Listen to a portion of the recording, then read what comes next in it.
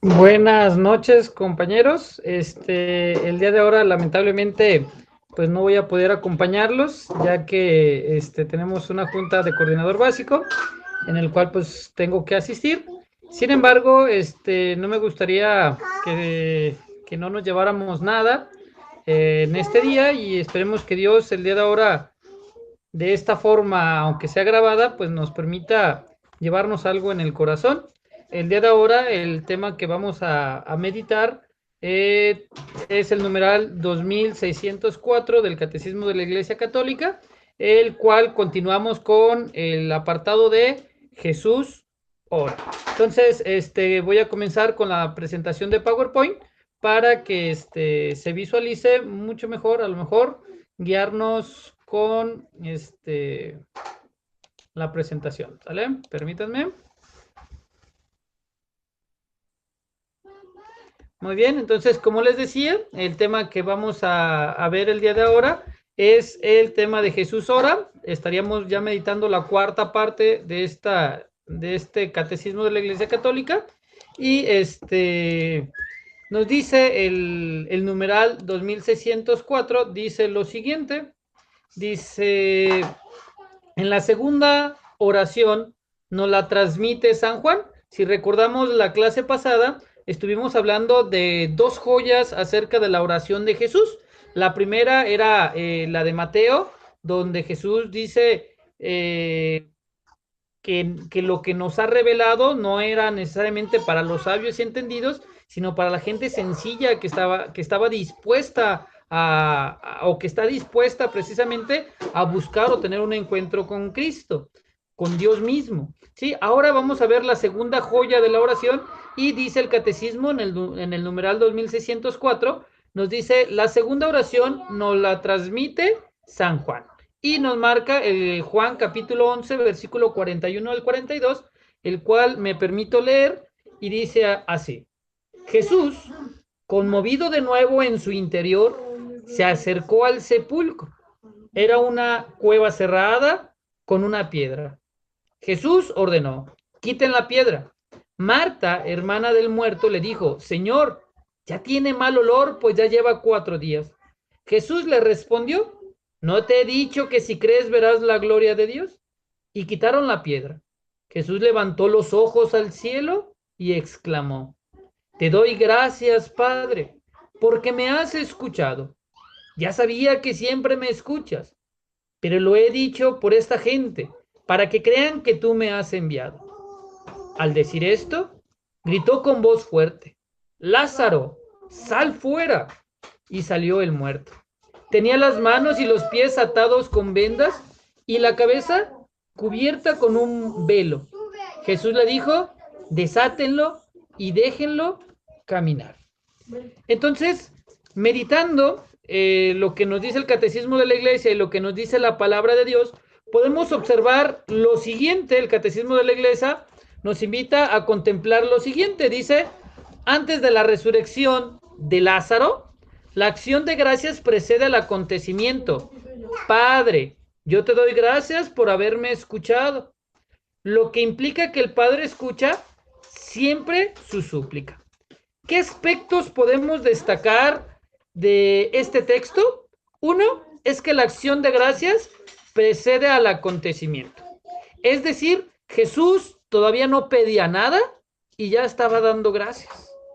Jesús estaba dando gracias porque siempre se había sentido escuchado. Y estos dos puntos son sorprendentes, sobre todo aquel acto de agradecimiento que se da mucho antes de que sucedan las cosas. El muerto todavía no resucitaba y sin embargo Jesús ya había dado gracias. Dice, gracias Señor por lo acontecido, gracias Señor porque me escuchas. Y entonces esta es la parte más sorprendente de estos. Mucho antes de que nosotros le pidamos a Dios, mucho antes de que Dios nos diga sí o que nos diga no, Dios ya nos ha escuchado. Hay algo que debemos de cuidar los seres humanos y es de no llevar una relación utilitarista. ¿Qué es una relación utilitarista? Una relación de este tipo es aquella donde confiamos en el prójimo a partir de lo que me ha demostrado que yo puedo confiar en él. Es decir, damos de acuerdo a lo que las demás personas nos suelen dar.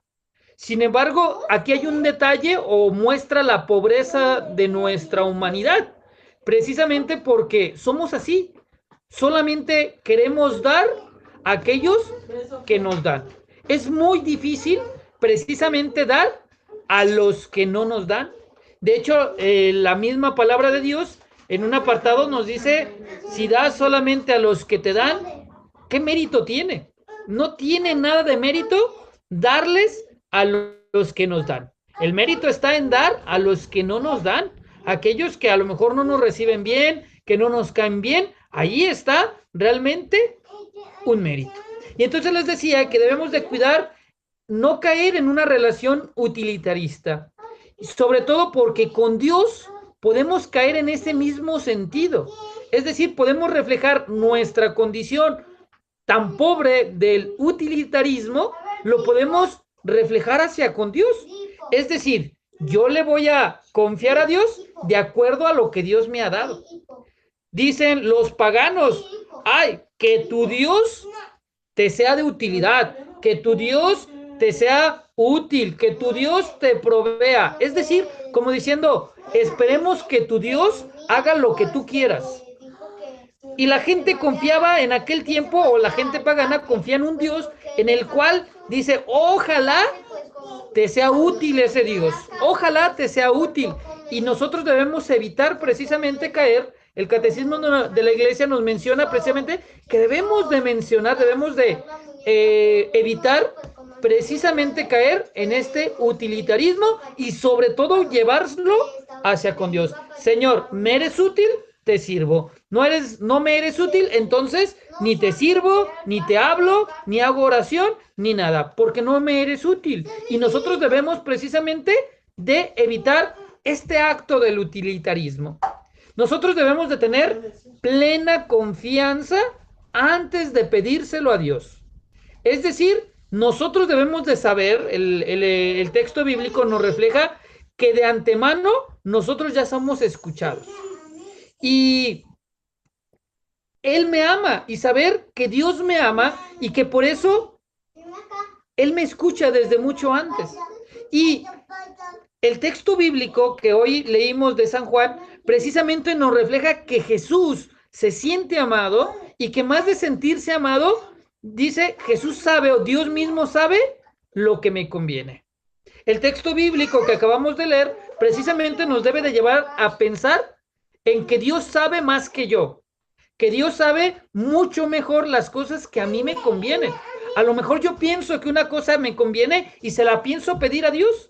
Sin embargo, este acto de confianza precisamente debe de llevarnos a pensar en un Dios que sabe más que nosotros, a tener fe en esto, que Dios sabe más de lo que yo sé, que Dios me ama más de lo que yo mismo me puedo amar.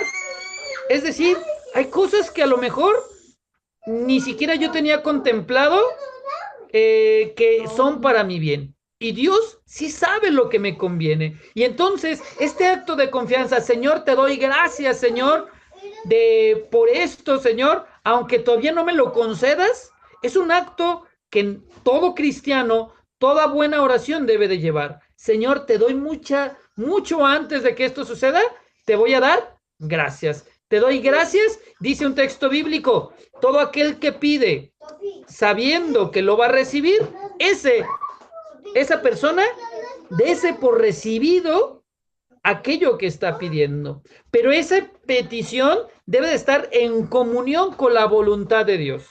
Es decir, lo que yo pido, si es parte de la voluntad de Dios, entonces se me dará. Por eso yo tengo que confiar en Él.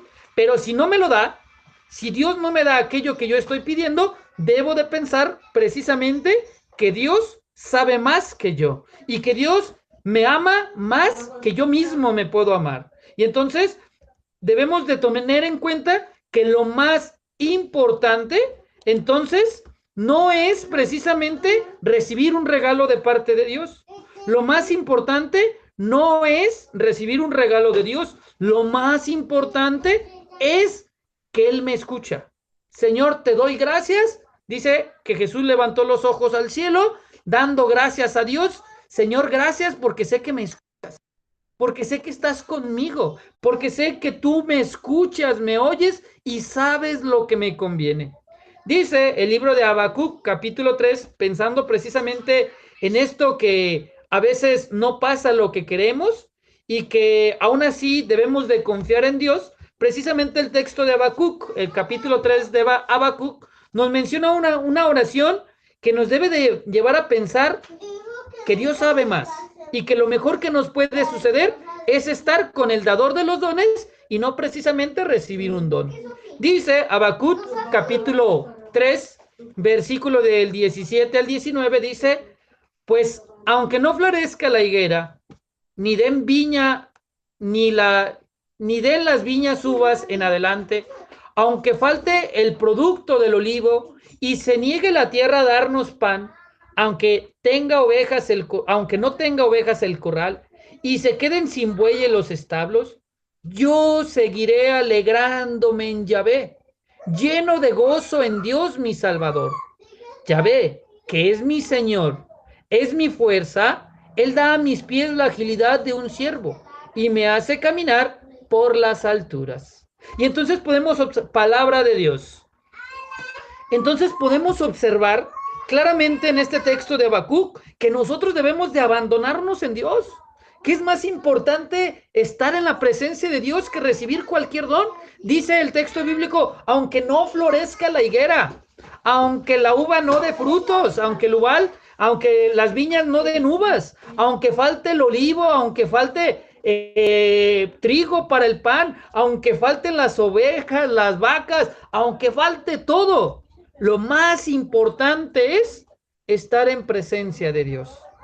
Es decir, lo principal que Jesús nos quiere mostrar en esta joya de oración es que debemos, lo más importante de hacer oración es precisamente no conseguir lo que yo quiero, sino saber que Dios me escucha y que la voluntad del Padre es lo mejor para todos, lo mejor para ti, lo mejor para mí es la voluntad de Dios. No es mi voluntad lo mejor, sino Jesús en este texto nos deja claramente que lo mejor que le puede suceder al ser humano es que se cumpla la voluntad de Dios. Y dice, el catecismo de la iglesia continúa diciendo, dice, así, apoyada en la acción de gracias, la oración de Jesús nos revela cómo pedir antes de lo pedido sea otorgado. Jesús adhiere a aquel que da y que se da en sus dones. El dador es más precioso que el don otorgado. Es el tesoro y en él está el corazón de su Hijo. El don se otorga como por añadidura. Y entonces aquí lo dice claramente. Esto es para subrayarse. El dador es más precioso que el don otorgado. El dador. Nosotros no debemos de olvidar precisamente quién es el dador de los dones. Que lo más importante es buscar a Dios, buscar al que suele dar los dones. Es decir, no buscar la paga de Dios, sino buscar al que da la paga. Es decir, Dios nos dice, ¿dónde pones tu corazón? ¿En dónde está el corazón tuyo? ¿En el don pedido o en el dador de los dones?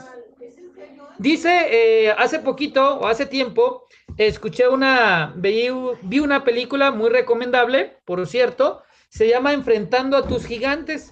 En esta película hay una frase que está realmente interesante y que se acomoda perfectamente a buscar un objetivo real. Y el objetivo es el dador de los dones, agradar a Dios, honrar a Dios en todo momento y no tanto recibir un don. Y en la frase que suelen usar en esa película, en un apartado, dice, si gano, te voy a alabar. Y si pierdo, también te voy a alabar. Les presento un pequeño fragmento de la película. Vamos a ver si se alcanza a visualizar.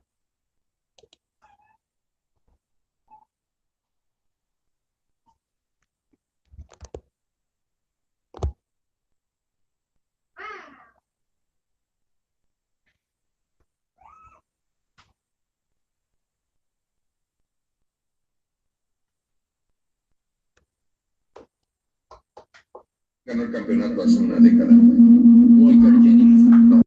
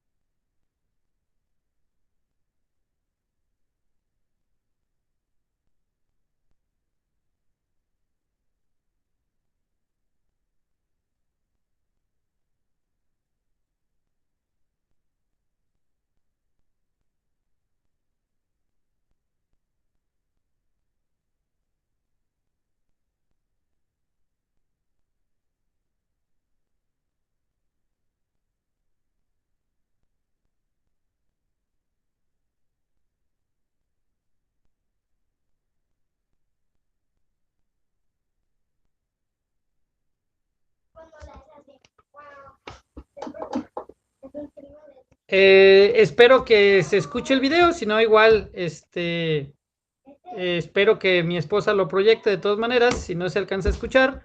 Y les comento que este video precisamente nos menciona algo importante. Si ganamos, lo alabamos. Si perdemos, lo alabamos. Es decir, es más importante el dador de los dones que precisamente el don mismo recibido. Decían el miembro del equipo, el entrenador decía, si ganamos, se lo ofrecemos a Dios y vamos a alabarlo. Y si perdemos, también le vamos a alabar a Dios, vamos a agradecerle a Dios y siempre vamos a dar lo mejor.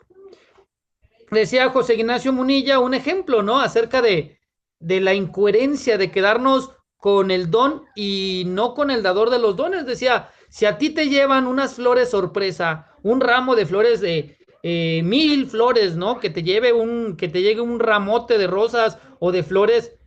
Y te pregunto, si ese ramo de flores tuviera una tarjeta, ¿tú tirarías la tarjeta antes de leerla?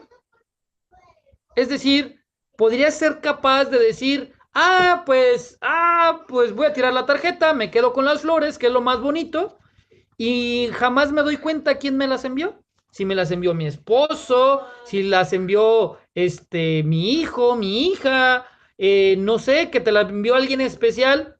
Y si tú tiraste la tarjeta, pues te vas a quedar precisamente sin saber quién fue el dador del don. Y sería una incoherencia quedarme con las flores y no saber quién me regaló las flores. Entonces, los dones debemos de darnos cuenta que son signos del amor de Dios. Por lo tanto, no pongamos nuestro corazón en el regalo, sino en el dador de los dones, que seguramente nos dará regalos de amor infinito, como hasta la fecha lo sigue haciendo. Es decir, es más importante el dador de los dones que precisamente el mismo don. ¿Sale? Continúo. Dice, termina el catecismo, el numeral, la primera parte del numeral, termina diciendo lo siguiente. Dejen, avanzo la diapositiva, permítanme.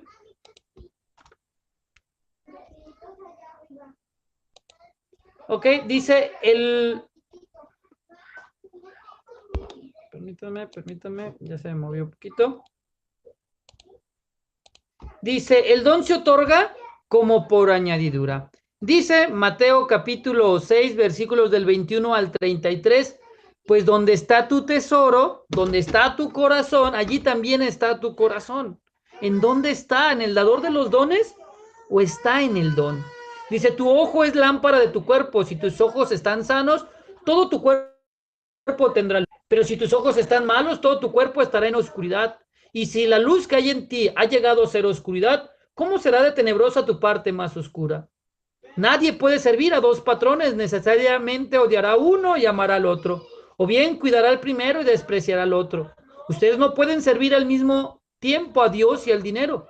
Por eso, yo les digo, no anden preocupados por su vida con problemas de alimentos, ni por su cuerpo con problemas de ropa. ¿No es más importante la vida que el alimento y más valioso el cuerpo que la ropa? Fíjense en las aves del cielo, no siembran ni cosechan, no guardan alimentos en graneros y sin embargo el Padre del cielo, el Padre de ustedes las alimenta. ¿No valen ustedes mucho más que las aves? ¿Quién de ustedes, por más que se preocupe, puede añadir algo a su estatura? ¿Y por qué se preocupan tanto de la ropa? Miren cómo crecen las flores del campo y no trabajan ni tejen. Pero yo les digo que ni Salomón, con todo su lujo, se pudo vestir como una de ellas. Y si Dios viste así al pasto del campo, que hoy brota y mañana se echa al fuego, ¿no hará mucho más por ustedes? ¡Qué poca fe tienen! No anden tan preocupados ni digan, ¿tendremos alimentos? ¿O qué beberemos? ¿O tendremos ropas para vestirnos? Los que no conocen a Dios se afanan por esas cosas. Pero el Padre del cielo, Padre de ustedes, sabe que necesitan todo eso. Por lo tanto, busquen primero el reino y la justicia de Dios y se les dará también todas estas cosas por añadidura. Entonces, podemos contemplar cómo la palabra de Dios nos dice, abandonémonos en Dios, confiemos en Dios y que Él sabe más que yo. Termina el catecismo de la iglesia con la oración sacerdotal de Jesús. En Juan 17 dice, ocupa un lugar único en la economía de la salvación. Su explicación se hace al final de esta primera sección. Esta oración, en efecto, muestra el carácter permanente de la plegaria de nuestro sumo sacerdote y al mismo tiempo contiene lo que Jesús nos enseña en la oración del Padre Nuestro, la cual se explica en la segunda sección, que dice, te pido por los que me has encomendado.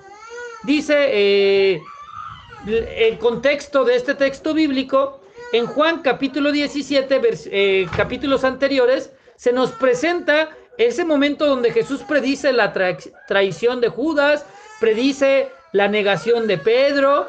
Después de la cena les habla de su alegría, de su tristeza, y después de que termina esta cena, que está terminando la cena, Jesús dice lo siguiente, dice, así habló Jesús, y alzando los ojos al cielo, otra vez, si observan, menciona que alzó los ojos al cielo,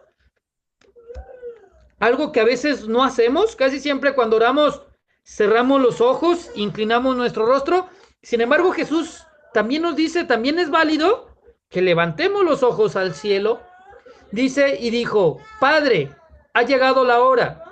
Glorifica a tu Hijo para que tu Hijo te glorifique a ti. Y que según el poder que le has dado sobre toda carne, dé también vida eterna a todos los que tú les has dado. Esta es la vida eterna, que te conozcan a ti, el único Dios verdadero, y al que tú has enviado, Jesucristo. Yo te he glorificado en la tierra, llevando a cabo la obra que me encomendaste realizar. Ahora, Padre, glorifícame tú junto a ti, con la gloria que tenía a tu lado antes que el mundo fuese. He manifestado tu nombre a los hombres, que tú me has dado tomándolos del mundo. Tuyos eran y tú me los has dado, y han guardado tu palabra.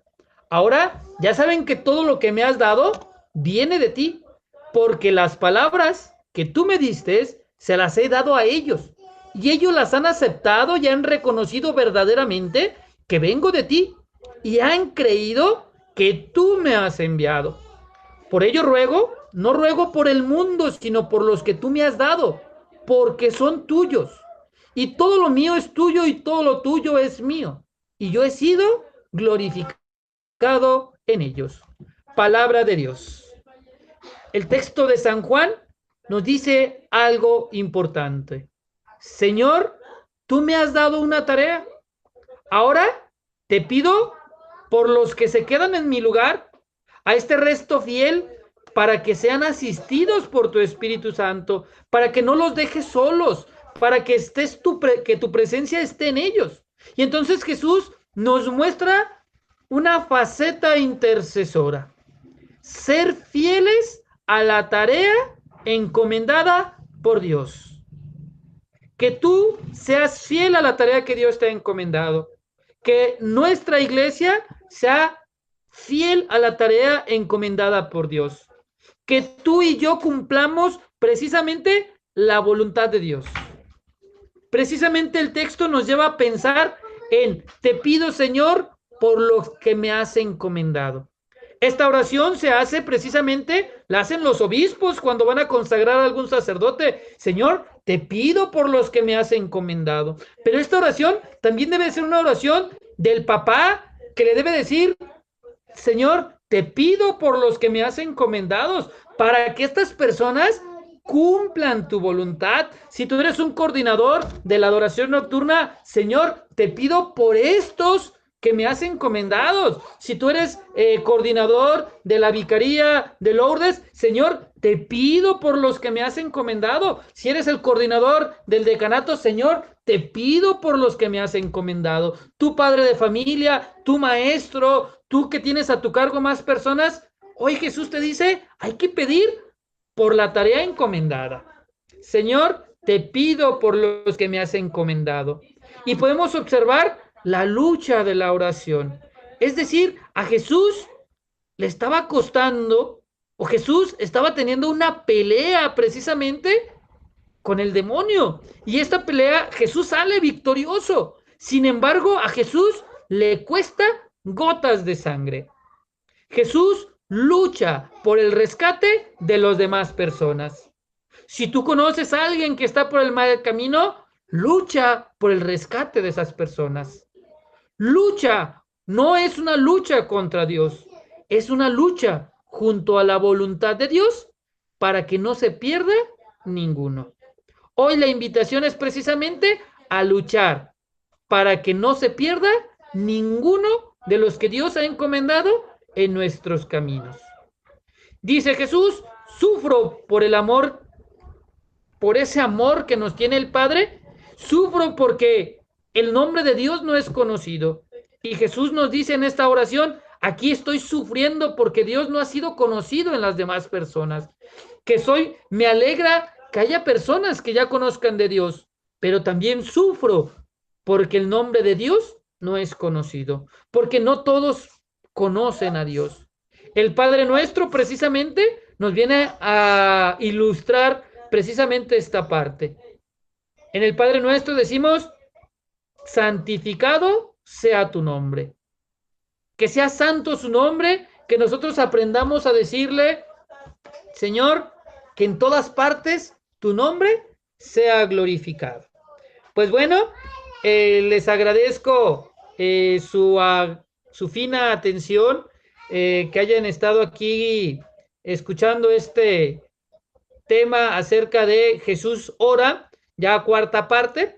Vamos a estar meditando todavía a Jesús en la oración, vamos a seguir descubriendo algunos aspectos de Jesús. Ya vimos cómo, de dónde surge la oración de Jesús.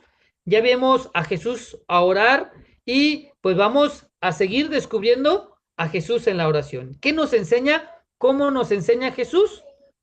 ¿Qué opina Jesús acerca de la oración? Entonces, yo los dejo, pues muchísimas gracias por haberme escuchado y que todo lo que hoy vimos sea para darle gloria al Padre, al Hijo y al Espíritu Santo. Amén. Entonces, que no se nos olvide poner nuestra plena confianza en Dios, que es algo que hoy se nos invita. Jesús pone su plena confianza en Dios. Dios sabe más de lo que yo sé. Y en este último punto, pedir por los demás, para que no se pierda ninguno. Pues muchas gracias y buenas noches.